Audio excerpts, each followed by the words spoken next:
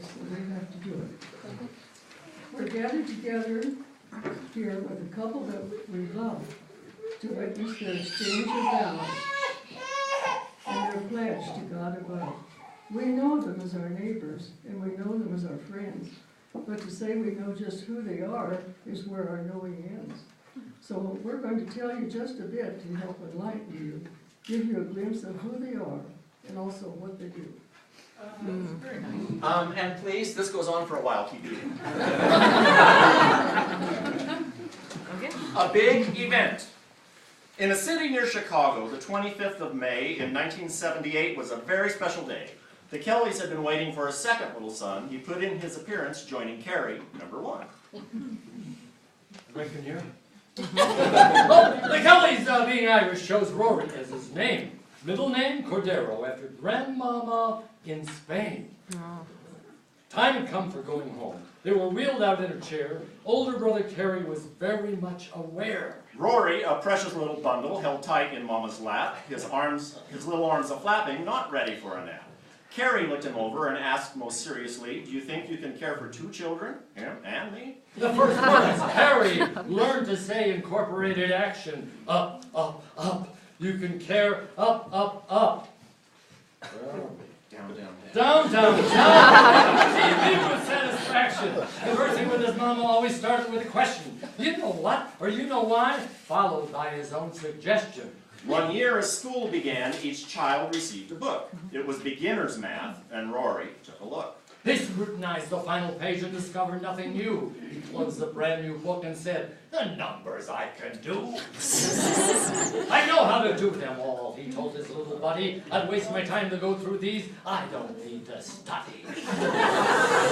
Had he grown up with Natasha, it would have been a different story. Not so much for Natasha, but certainly for Rory. Natasha's favorite pastime as a child was playing school. She would be the teacher, making kids go by the rules. She'd have the pencils, paper, crayons, all laid out so nice and neat. When the little bell would ring, it was time to take a seat. She had a time for them to study, also a time for play, but they must do their assignment and strive to get an A. She'd have Rory know that study was what school was for. Even though he might think he knew it, he could study it some more.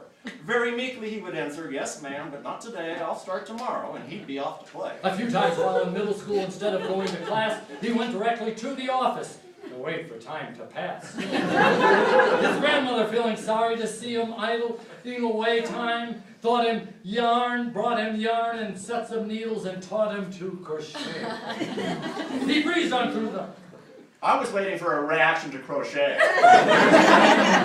He breezed on through high school, then enrolled in college. He read a lot and listened up and gained a lot of knowledge. He loved to study space and stars and all things scientific. He found a job that suits him well. For him, it's been terrific. They hired him at NCAR, specializing in computers. He writes programs and installs them. He lectures, sometimes tutors.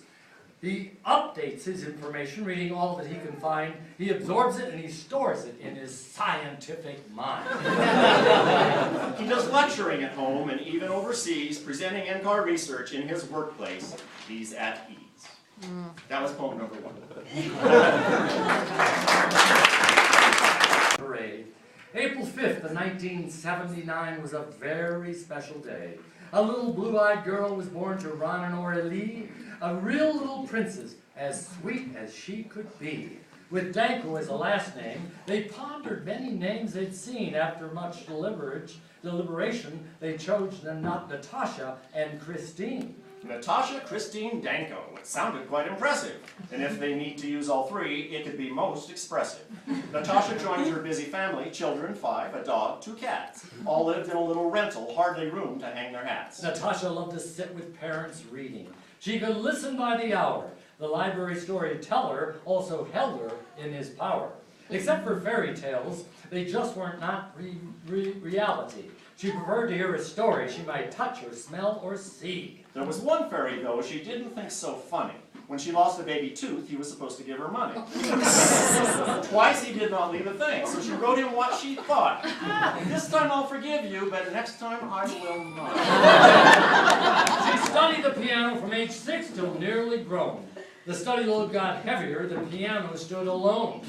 The family loved to travel, whether in their car, exploring local points of interest, or traveling afar. The camper was quite cozy, but they also found there was much they could enjoy while sleeping on the ground. When Dad was teaching Shakespeare and also English Lit, they enjoyed attending many plays, and Dad helped out a bit. When time for opening of a play was drawing very near, he always made sure to explain what they would see and hear. The Oregon Shakespeare Festival introduced a whole new world. At age 14, Natasha into the world of work was hurled. When not much more than a toddler, she made her grand debut. As little orphan Annie, her dog Sandy was there too. The era of the Renaissance she dressed to portray. Her dated clothes, a headband wreath, and her big smile made the day. She worked for Google several years and did a lot of flying. To meet her obligations, it could be very trying. Deciding to quit Google surely gave her pause. When Christmas rolls around this year, she won't be tracking Santa. Both Rory and Natasha work hard and they play.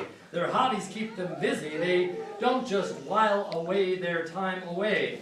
Physically, they keep in shape. They keep their bodies trim. Biking now for both of them is much more than a whim. They enter competition and they often win or place. Rory's specialty is distance with as many miles to face. He finds the speed that suits him and the pace he keeps is steady. When it's time for that final push, he's saved energy and he's ready. It has to be exciting when the bikers switch position, rider passing rider, making many a transition. Hearts must start beating faster, muscles tighten up. They give their all and hope today they might earn that winner's cup. End of number 2. November 29th, 2012. We've all been looking forward to this most important date. The Dankos and the Kellys and their friends can hardly wait. Rory and Natasha knew that love was in the air, and they knew beyond a doubt that their lives were meant to share. The first step was deciding just when and where and who. They sent out cute announcements, save the date to me and you. From then on, getting married was their topic day and night. They face a lifetime of commitment, and they want to start it right. After months of preparation, they are happy now to share. The first day of ever aftering in our hearts, there's a prayer. For a long life filled with happiness, for strength for each new day, to enjoy the good, work through the bad, and pledge their love for A. And now, a bit of advice for one who has lived to almost 93. When love gets somewhat hectic and a bit out of control, think of things you have in common and strive to reach your goal. Choose something that you like to do that will help relieve the tension. Things you can do together, some of which I'll mention. You can hike or take a bike or tour some distant places, or concoct a yummy dinner and invite familiar faces. And always do remember, God made you as you are, to give to each a choice to walk together or afar. So entwine your hearts in fellowship, exchange a loving smile, and say the words, I love you, then go for the next mile.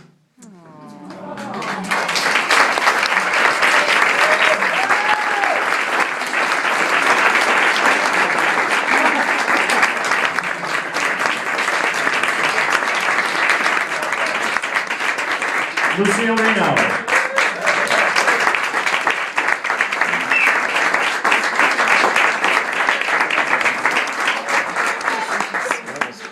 And now, Marisa has something.